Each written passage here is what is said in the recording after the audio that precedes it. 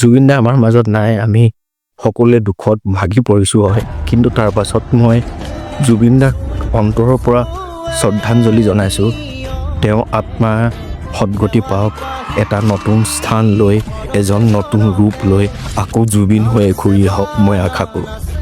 জুবিন দা আমাৰ জীৱনত যেনেকৈ এৰি গ'ল, সেনেকৈ আমাক বহুতখিনি দি থৈও গ'ল, আৰু জুবিন দা আমাৰ জীৱনলৈ, আমাৰ ইতিহাসত নাম লিখি অমৰ হৈ ৰ'ল। কিন্তু জুবিন দাৰ যোনটো ৰোগ আছিল, যোনটো প্ৰব্লেম হৈছিল অহা 4 বছৰৰ পৰা, সেই ৰোগটোৰ অতি গুৰুত্ব লোৱা তাত লগত থকা মানুহকেইজনৰ গুৰুত্বৰ অভাৱত আজি এনেকুৱা এটা হ'ব পাইছে।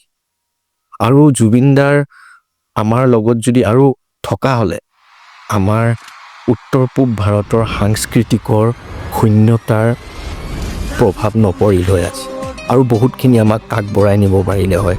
আমাৰ অসমীয়া চিনেমা জগতত বহুত উন্নতি কৰি নিছিল, বহুত গানৰ পৰা বহুত এভৰিথিং তেওঁ গুৰি ধৰোঁতা বুলি ক'লেও বেয়া নহয়।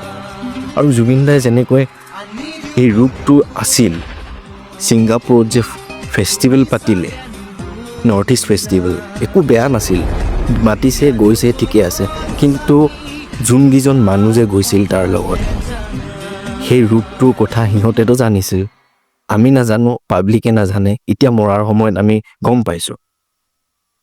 সেই ৰোগটো থাকিলে মানুহজনক জুইৰ পৰা, পানীৰ পৰা, অকলে ৰাস্তাৰ পথত খোজ কঢ়া, গাড়ী চলোৱা, বাইক চলোৱা, এভৰিথিং বাধা থাকে, অকলে কেতিয়াও কৰিব নোৱাৰে।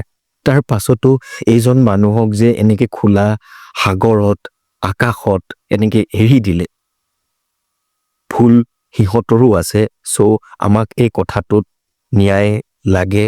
পাৰিলে এই কথাৰ মই বুলিয়ে নহয়, আপোনালোকে সকলোৱে প্ৰশ্ন কৰক, জুবিন দাৰ আচলতে হ'ল কি।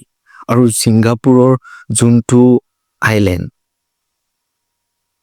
সেই আইলেণ্ডটো কোনো টুৰিষ্ট যোৱা প্লেচ নাছিল যেনেকৈ শুনিছোঁ। তাত সাধাৰণ যেনেকৈ আমাৰ ঘৰৰ ওচৰতে নদী কাষত নিউ ইয়েৰ আহিলে যেনেকৈ আমি ভাত শাক খাবলৈ যাওঁ, সেনেকুৱা এডোখৰ ঠাই। তাত একো ভাল এটা বিদেশী পৰ্যটক স্থলো নাছিল, তাতকে বহুত ভাল ভাল জেগা আছিল তাত। কিন্তু এনেকুৱা জেগাতে তাক নি তাৰ জুবিন দাৰ আত্মাটো কাঢ়ি নিলে।